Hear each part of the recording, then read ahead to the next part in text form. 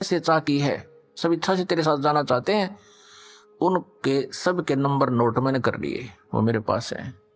आप जाओ अपने ब्रह्मांडों में, क्योंकि ये ब्रह्मांड पहले वहीं थे सतलोक के एक लास्ट कोने में, बिल्कुल एकांत स्थान पर सतलोक में, और हम रह रहे थे उस मेन सतलोक में। जैसे एक तो बाहरी विलेज हो दिल्ली क्षेत्र के, दिल्ली राज्य के एक शहरों का स्थान, बीच में मध्य स्थान हो, हम वहां रह रहे थे। और इस काल के थे बाहरी दिल्ली, समझ लो वहां 21 ब्रह्मांड थे। ये निरंजन चला गया वहां पर अपने ब्रह्मांडों में, ये क्षर पुरुष, इसको ज्योत निरंजन भी कहते हैं, इस काल, इसको काल भी कहते हैं। आगे चल के ये इसके कई नाम रखे जाएंगे इसी कहानी में। तो उधर से परमात्मा ने क्या किया, जिस आत्मा ने सर्वप्रथम हाथ खड़ा कराया था, स्वीकृति दी थी क्षर पुरुष के साथ जाने की, परमेश्वर ने उसका एक युवा स्त्री रूप बना दिया, लेकिन उसको प्रजनन इंद्रिय नहीं लगाई। और सभी आत्माएं जो उसके साथ आना चाहती थी, सब इच्छा से स्वीकृति दी थी, उन सबको बीज रूप बनाया अपने वचन से, और दुर्गा के अंदर प्रवेश कर दिया। जैसे आजकल तो इस मार्ग को समझना बहुत आसान है। ये डॉक्टर लोग क्या करते हैं, जैसे बताते हैं कि 1 ग्राम ब्लड में कितने 80 लाख 50 लाख जीवाणु तो एक टाइप के होते हैं, अन्य और टाइप के, और उस ब्लड को दूसरे में डाल दिया जाता है, या तो वो और बढ़ जाते हैं, दूसरे में डाले जा सकते हैं ऐसे जीवाणु भी। तो ऐसे ये व्यवस्था समझो, परमात्मा ने इस लड़की जो युवा बनाई थी उसका नाम रख दिया प्रकृति देवी। उसको माया भी बोलते हैं, आदि माया। प्रकृति देवी कहो, आदि माया कहो। आगे चल के यही अष्टंगी कहलाई और यही दुर्गा कहलाई। अब इसको श्री दुर्गा कहें। श्री दुर्गा जी के शरीर में प्रवेश कर दिया सभी आत्माओं को, और कहा बेटी मैंने तेरे को आशीर्वाद दे दिया है। परमेश्वर ने कहा कि बेटी मैंने तेरे को आशीर्वाद दे दिया है, और सभी आत्माएं तेरे अंदर प्रवेश कर दी हैं, और आप वहां जाइए ज्योत निरंजन के पास, और जितने भी वो जीव कहे अपने वचन से उत्पन्न कर दिए, नर और मादा ये कहकर, उतने ही वो सामने प्रकट हो जाएंगे।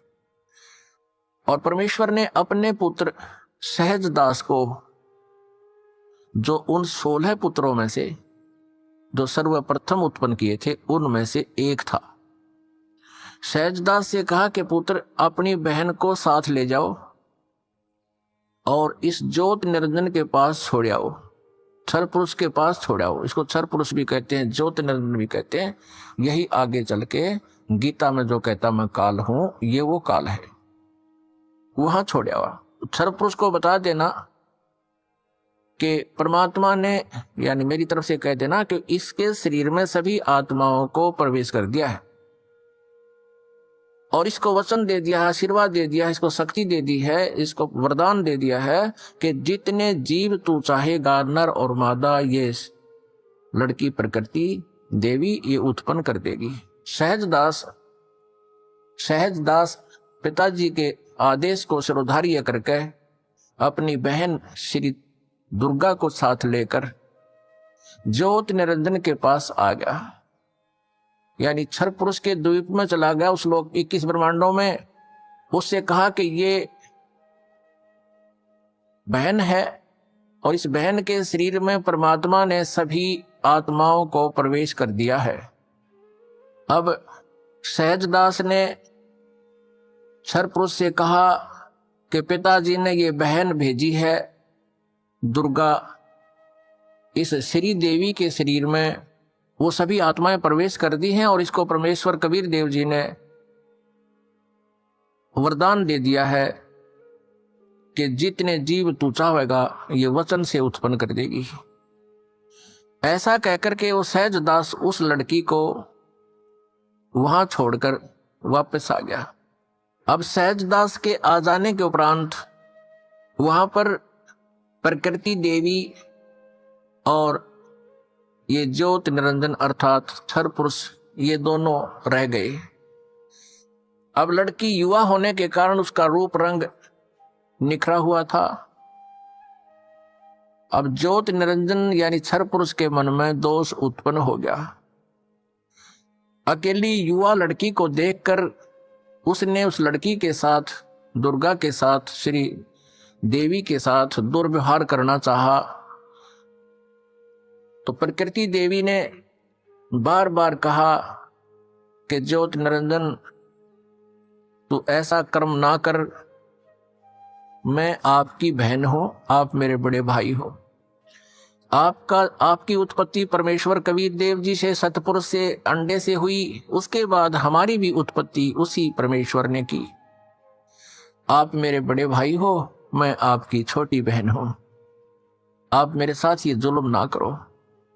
बहुत विनय करी, लेकिन इस क्षर पुरुष में इतना काम वासना बढ़ गई, इतना रजोगुण प्रभावित हो गया कि इसने एक नहीं सुनी, ना कोई मान मर्यादा रखी, और लड़की के साथ इसने बलात्कार करने की चेष्टा की।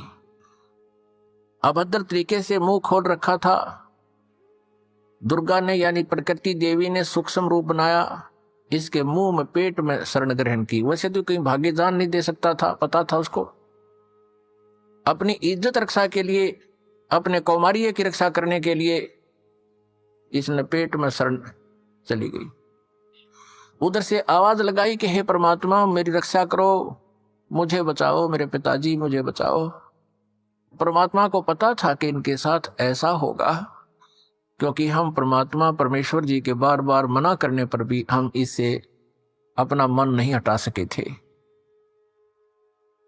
परमेश्वर ने स्वयं अपने पुत्र जोगजीत का रूप धारण किया और वहां प्रकट हो गए। लड़की को, दुर्गा को उसके पेट से निकाला, शरीर से बाहर निकाला और कहा कि ज्योत निरंजन सुन ले आदेश परम पिता का, तूने इस अच्छे लोक में ऐसा जुल्म किया है, तू पहला व्यक्ति है। तूने यह बदनीयत की है इस लड़की के ऊपर आज, और तूने इसको अपने पेट में निगल लिया है, और तेरी जो क्रिया है यह भी एक बहुत अभद्र पुरुष की है, इसलिए तेरा नाम आज से काल होगा। तो काल नाम से जाना जाएगा और 1 लाख मानव शरीरधारी प्राणियों का नित आहार किया करेगा और 1.25 लाख उत्पन्न करेगा, यानी 25% एक्स्ट्रा तो उत्पन्न किया करेगा। दर्शकों, संत रामपाल जी महाराज ने सृष्टि रचना के इस प्रसंग में प्रकृति देवी को काल ब्रह्म के पेट से निकालने का जो वृतांत सूक्ष्म वेद से सुनाया है, इसका प्रमाण संक्षिप्त शिव पुराण गीता प्रेस गोरखपुर से प्रकाशित अध्याय 6 के पृष्ठ 120 और 121 पर भी मिलता है। ब्रह्मा जी अपने पुत्र नारद को कहते हैं कि जो मूर्ति रहित परम ब्रह्म है, यानी जो कभी किसी के सामने नहीं आता, वो भगवान सदाशिव हैं। अर्वाचीन और प्राचीन विद्वान उन्हीं को ईश्वर कहते हैं। उस समय एकाकी रहकर स्वेच्छानुसार विहार करने वाले उन सदाशिव ने अपने विग्रह से स्वयं ही एक स्वरूपभूता शक्ति की सृष्टि की, यानी उस सदाशिव के पेट से एक शक्ति निकली जो उनके श्रीअंग से कभी अलग होने वाली नहीं थी। उस पराशक्ति को प्रधान, गुणवती, माया, बुद्धि तत्व की जननी तथा विकार रहित बताया गया है। वह शक्ति अंबिका कही गई है। उसी को प्रकृति, सर्वेश्वरी, त्रिदेव जननी यानी ब्रह्मा विष्णु महेश की माता भी कहते हैं, नित्या और मूल कारण भी कहते हैं। सदाशिव द्वारा प्रकट की गई उस शक्ति की 8 भुजाएं हैं। दर्शकों, ये अष्टांगी अर्थात दुर्गा देवी है। और सदाशिव कौन है, ये देखिए पृष्ठ 121 पर। जो सदाशिव हैं वो अपने सारे अंगों पर भस्म रमाए रहते हैं। उन काल रूपी ब्रह्म ने, दर्शकों इस पर गौर कीजिए, ये काल रूपी ब्रह्म वही है जिसके पेट से परमात्मा ने प्रकृति देवी को निकाला था। इस काल रूपी ब्रह्म ने एक ही समय शक्ति के साथ शिवलोक नामक क्षेत्र का निर्माण किया था। यहां स्पष्ट है कि सदाशिव ही काल रूपी ब्रह्म है जिसके पेट से प्रकृति देवी निकली। दर्शकों, इसी शिव पुराण के पृष्ठ 122 और 123 पर इसी काल रूपी ब्रह्म और प्रकृति देवी से तीनों देवताओं के पैदा होने का प्रमाण मिलता है। देखिए पृष्ठ 121 से ब्रह्मा जी अपने पुत्र नारद को बता रहे हैं कि देवऋषि एक समय उस आनंद वन में रमण करते हुए शिवा और शिव के मन में अर्थात काल और दुर्गा के मन में यह इच्छा हुई कि किसी दूसरे पुरुष की भी सृष्टि करनी चाहिए, जिस पर सृष्टि संचालन का महान भार रखकर हम दोनों केवल काशी में रहकर इच्छानुसार विचरें और निर्वाण धारण करें। ऐसा निश्चय करके शक्ति सहित सर्वव्यापी परमेश्वर शिव ने अपने वाम भाग के 10वें अंग पर अमृत मल दिया। फिर तो वहां से एक पुरुष प्रकट हुआ। पृष्ठ 122 पर देखिए। सदाशिव ने कहा, वत्स व्यापक होने के कारण तुम्हारा विष्णु नाम विख्यात हुआ। दर्शकों, इस प्रकार पृष्ठ 123 पर ब्रह्मा जी खुद की उत्पत्ति के बारे में बता रहे हैं। देखिए, पृष्ठ 123 पर ब्रह्मा जी कहते हैं कि तत्पश्चात कल्याणकारी परमेश्वर सांब सदाशिव ने पूर्ववत प्रयत्न करके मुझे अपने दाहिने अंग से उत्पन्न किया। मुने, उन महेश्वर ने मुझे तुरंत ही अपनी माया से मोहित करके नारायण देव के नाभिक मल में डाल दिया और लीलापूर्वक मुझे वहां से प्रकट किया। दर्शकों, आइए सुनते सृष्टि रचना में संत रामपाल जी महाराज आगे क्या बताते हैं। और आज से तुझे यहां से देश निकाला दे दिया है परमपिता परमेश्वर ने। सतलोक से निकाल दिया तुम्हारे को 21 ब्रह्मांड समेत दोनों यहां से निकल जाओ तुम। इतना ही कहा था, उसी समय ये 21 ब्रह्मांड वहां से ऐसे चल पड़े जैसे विमान स्पीड पकड़ लेता है।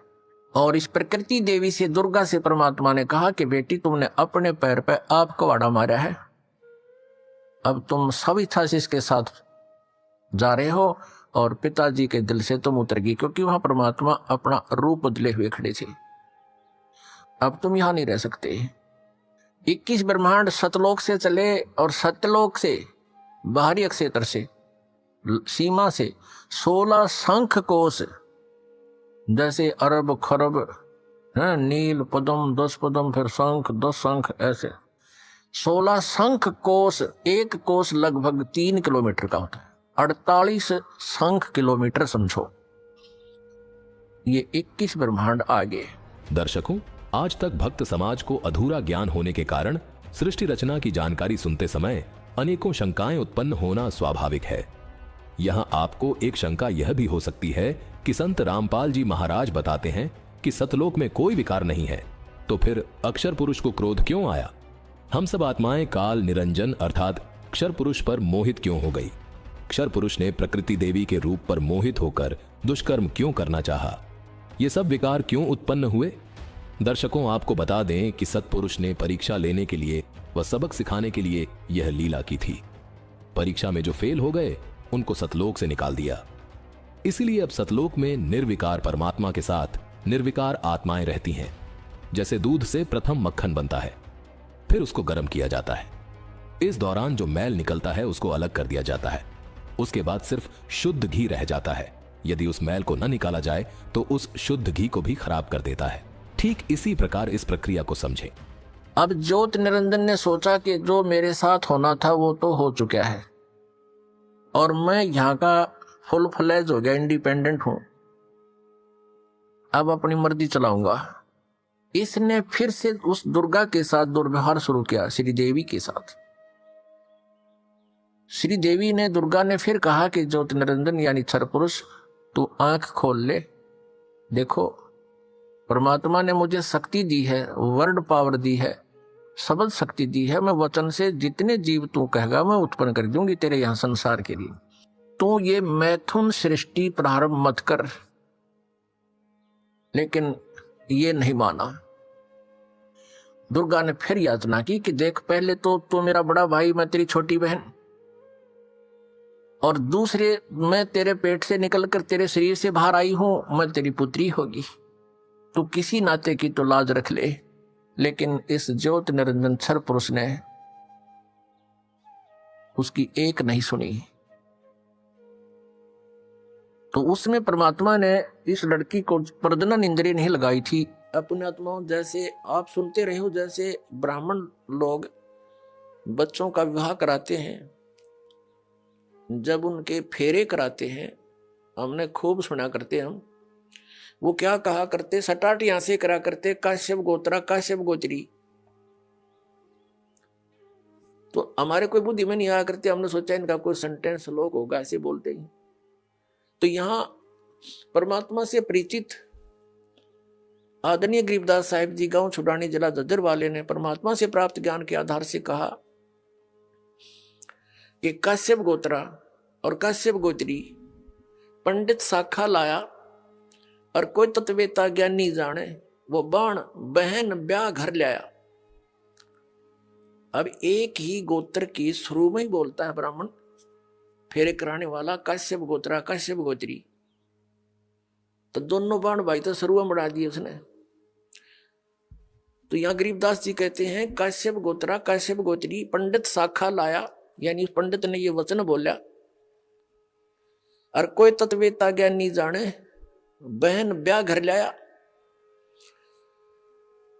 एक समय ये दास एक किसी प्लाट के सिलसिले में किसी के साथ कोर्ट में गया हुआ था, कचहरी इसमें तहसील में, पहले की बात है जब सर्विस करता था। तो वहां एक नंबरदार था जो वहां गवाही गुई देते हैं, वो वहां रहते हैं तकरीबन। तो वहां कोई बात चल रही थी उनकी किसी पॉइंट पे, वहां कोई केस था, किसी लड़की ने अपने ही किसी गोत्र के लड़के से कोई विवाह करने की चेष्टा की थी, तो वहां जिक्र चल रहा था। तो वो नंबरदार कह रहा था कि भाई मेरे 3 ब्याह हो लिए, तीसरा ब्याह ही है। पहले वाली से एक बच्चा हुआ था, उसकी मृत्यु होगी, फिर दूसरा विवाह करा हुआ भी ऐसे किसी कारण से नहीं साथ रह पाई, उसकी भी मृत्यु होगी, और तीसरा ही करवाया है 10 वर्ष तक। तो तीनों बार पंडित ने अंबाण भाई तो शुरुआत बना दिए थे, काश्यप गोत्रा काश्यप गोत्री, आप ना याद होता आप भी दान कर लियो, ऐसा वो कह रहा था। तो फिर तो सब का याद आवा है, वो बोले वचन, और पंडित जी भी वहीं खड़ा था एक। तो उससे पूछ रहे थे वे पंडित जी न्यू क्यों कहते हो तुम? वो बोला हमने नहीं पता, हमारे सारे कहते हैं, हम भी ऐसे कहते हैं। तो यहां परमात्मा ने बताया है, गरीबदास साहिब जी ने कहा है कि काश्यप गोत्रा काश्यप गोत्री पंडित शाखा लाया, कोई तत्वेता ज्ञान नहीं जाने बाण ब्याह घर लाया। तो ये वहां से बिजली गिरी है। या दुर्गा ने कहा कि ज्योति निरंजन जुल्म ना करे, पहले तो मैं तेरी बड़ी बहन, अब मैं तेरे पेट से बाहर आएगी निकल के तेरी बेटी होगी, तो कोई से नाते की तो लज्जा रख ले, तुझे यहाँ जीव चाहिए मैं उत्पन्न कर दूंगी।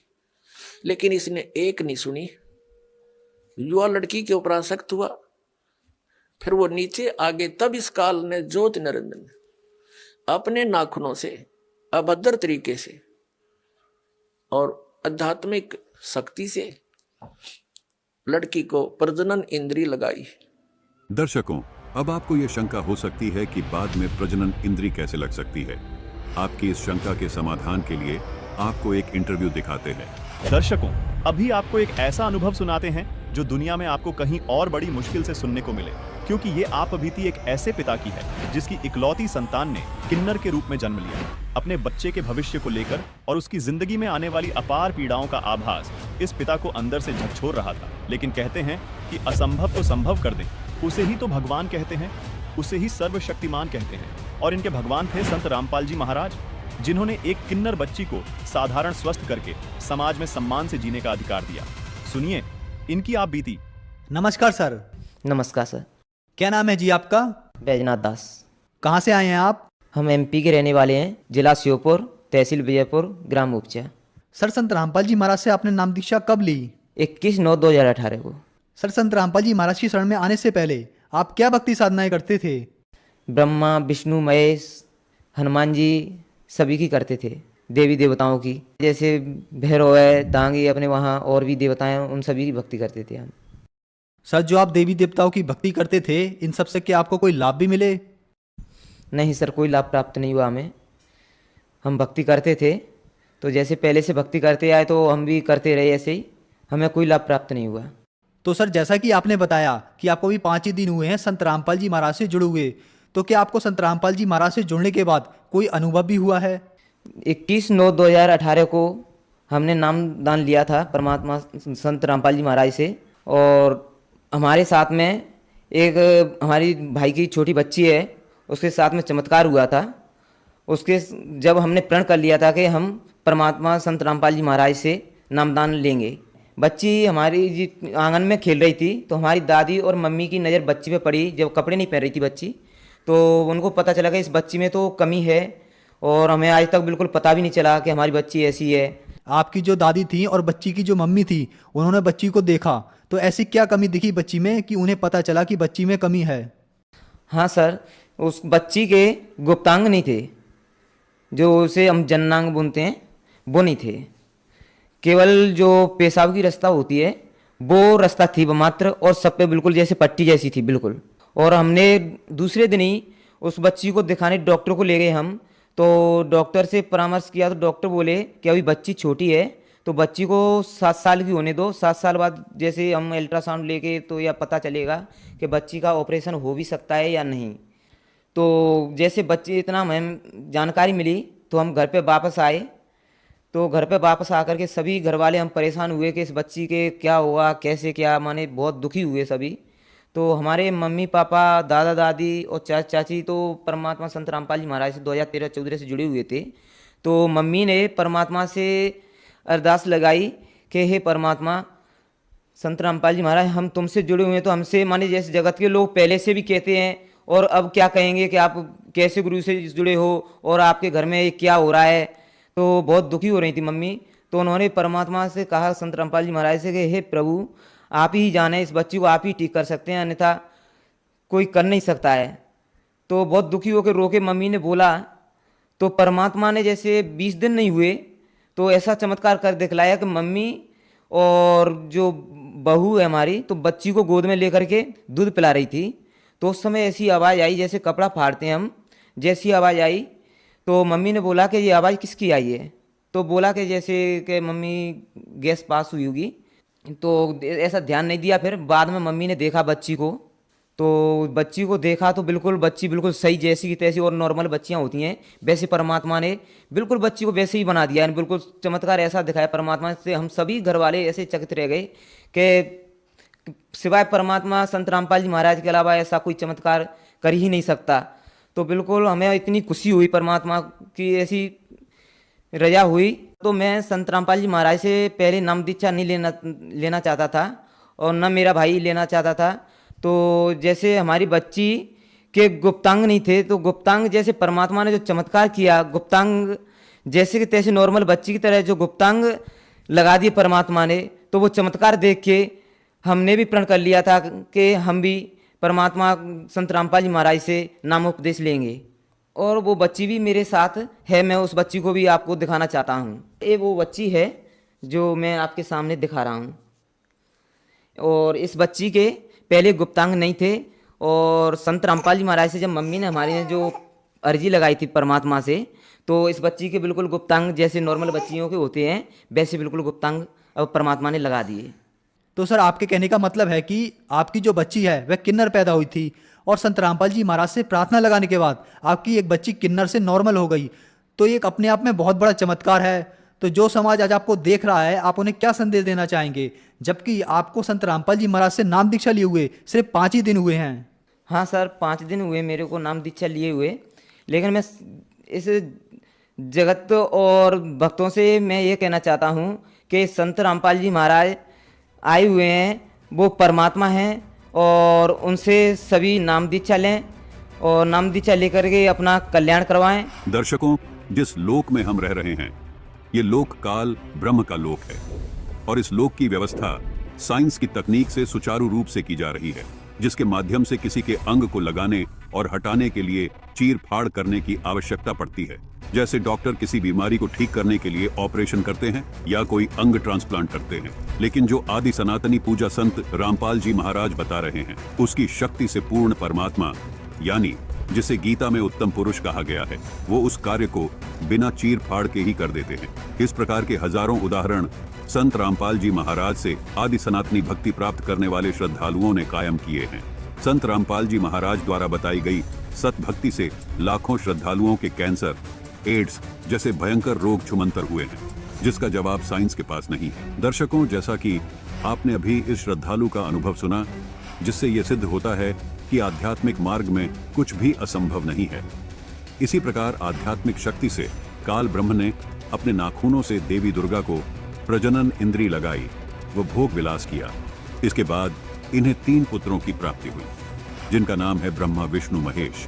इसलिए ही दुर्गा माता को त्रिदेव जननी कहा जाता है। दर्शकों, संत रामपाल जी महाराज ने एक बेहद आश्चर्यजनक और सनसनीखेज दावा किया है। उन्होंने कहा कि प्रकृति और ब्रह्म यानी काल और दुर्गा से ब्रह्मा, विष्णु, महेश की उत्पत्ति हुई है। संत रामपाल जी महाराज का दावा है कि सृष्टि रचना खुद कबीर परमेश्वर ने सूक्ष्म वेद में बताई है और सूक्ष्म वेद में लिखी हर बात पत्थर की लकीर है, यानी बिल्कुल सत्य है। लेकिन दर्शकों, हमने पहले भी बताया है कि संत रामपाल जी महाराज अपने हर कथन को सिद्ध करने के लिए बहुत सारे प्रमाण देते हैं। तो आइए देखते हैं क्या सूक्ष्म वेद के अलावा कहीं और भी ऐसा प्रमाण मिलता है। यहां 3 सवालों के प्रमाण मिलने जरूरी हैं। पहला सवाल, क्या प्रकृति दुर्गा को कहते हैं? क्या प्रकृति और ब्रह्म के संयोग से तीनों देवताओं की उत्पत्ति हुई है? क्या दुर्गा यानी प्रकृति का कोई पति भी है? दर्शकों, इन तीनों सवालों का जवाब संत रामपाल जी महाराज ने पवित्र गीता जी और देवी भागवत दोनों प्रमाणित शास्त्रों से दिया है। दर्शकों, गीता अनुवादकों के अनुसार तो प्रकृति पेड़ पौधों यानी नेचर को कहते हैं, जबकि संत रामपाल जी महाराज कहते हैं कि यहां जिस प्रकृति की बात हो रही है वो दुर्गा है, जिसको मूल प्रकृति भी कहते हैं। प्रकृति शब्द का जिक्र गीता अध्याय 14 श्लोक 3 से 5 में हुआ है। आइए देखते हैं। यह है पवित्र गीता जी, जिसके अध्याय 14 के श्लोक 3 में गीता ज्ञानदाता कहता है कि हे अर्जुन, मेरी मूल प्रकृति को तू संपूर्ण भूतों की यानी सर्व प्राणियों की योनि जान, मतलब पैदा करने वाली जान। वो प्रकृति गर्भ धारण करने वाली है। मैं उस योनि में गर्भ को स्थापना करता हूं। इसके संयोग से सब प्राणियों की उत्पत्ति होती है। फिर गीता अध्याय 14 श्लोक 4 में यह ब्रह्म कहता है कि हे अर्जुन, सब योनियों में जितनी मूर्तियां अर्थात शरीरधारी प्राणी उत्पन्न होते हैं, मूल प्रकृति तो उन सब की गर्भ धारण करने वाली माता है और मैं बीज को स्थापना करने वाला पिता हूं। फिर गीता अध्याय 14 श्लोक 5 में इसी ब्रह्म ने कहा है कि हे अर्जुन, सत्वगुण, रजोगुण और तमोगुण ये प्रकृति से उत्पन्न तीनों गुण अविनाशी जीवात्मा को शरीर में बांधते हैं। यहां गीता ज्ञानदाता, जिसको संत रामपाल जी महाराज ने ब्रह्म बताया है, जो ब्रह्मा विष्णु महेश के पिता हैं, ये श्री कृष्ण में प्रवेश करके कहते हैं कि हे अर्जुन, इस मूल प्रकृति से सब प्राणियों की उत्पत्ति होती है और उस मूल प्रकृति के गर्भ में मैं बीज स्थापित करता हूं तथा तीनों गुण यानी रजगुण ब्रह्मा, सतगुण विष्णु तथा तमोगुण शिव इसी मूल प्रकृति से पैदा हुए हैं और इस संसार में ये तीनों ही सबको बांधे हुए हैं। अब संत रामपाल जी महाराज देवी भागवत पुराण से सिद्ध करते हैं कि ये मूल प्रकृति देवी दुर्गा जी हैं और इनके पति ब्रह्म हैं और इसी ब्रह्म और देवी दुर्गा से तीनों देवताओं ब्रह्मा विष्णु महेश की उत्पत्ति हुई है। देखिए, यह है देवी भागवत पुराण, जिसके 3 स्कंद के पृष्ठ 135 पर लिखा है। विष्णु जी कहते हैं कि ब्रह्मा और शंकर, देखो वे सभी सहचरियां भगवती की सेवा कर रही हैं, जो प्रभुत पुण्य वाले महान दानी एवं तपस्वी हैं। उन्हीं को कल्याण स्वरूपिणी भगवती भुवनेश्वरी के दर्शन मिलते हैं। रागी जन इनका दर्शन नहीं कर पाते। ये मूल प्रकृति है।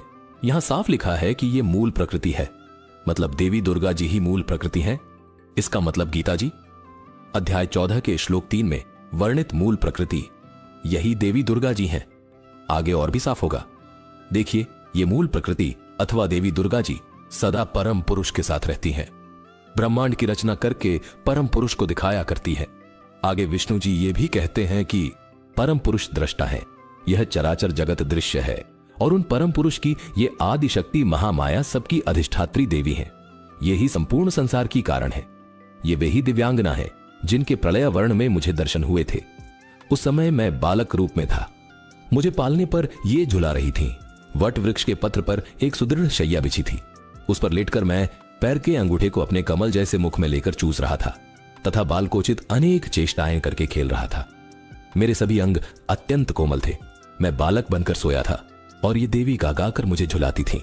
वे ही ये देवी हैं, इसमें कोई संदेह की बात नहीं रही। इन्हें देखकर मुझे पहले की बात याद आ गई। ये हम सबकी जननी है। दर्शकों, देवी भागवत से यह बिल्कुल स्पष्ट हो गया कि मूल प्रकृति देवी दुर्गा को कहते हैं और मूल प्रकृति में बीज स्थापित करने वाला गीता ज्ञानदाता है, जो कि ब्रह्म है, और मूल प्रकृति यानी दुर्गा इसकी पत्नी है और ये दोनों ही ब्रह्मा विष्णु महेश के माता पिता हैं। दर्शकों, बहुत से श्रद्धालु शंका जाहिर करते हैं कि देवी दुर्गा का कोई पति नहीं है। दर्शकों, इस बारे में संत रामपाल जी महाराज ने बिल्कुल स्पष्ट प्रमाण भक्त समाज को दिखाए हैं।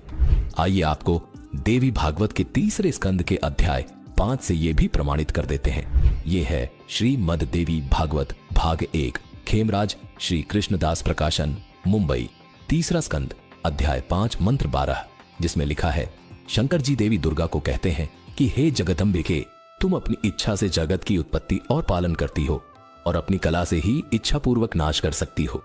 अपने पति पुरुष से सदा रमण करती हो। दर्शकों, यहां बिल्कुल साफ लिखा है कि हे जगदंबिके, आप अपने पति के साथ सदा रमण करती हैं। यहां स्पष्ट हो गया कि ब्रह्मदेवी दुर्गा के पति देव यानी पति पुरुष हैं। आगे लिखा है कि हे शिवे, हम तुम्हारी गति नहीं जानते, हे जननी। यहां भी साफ लिखा है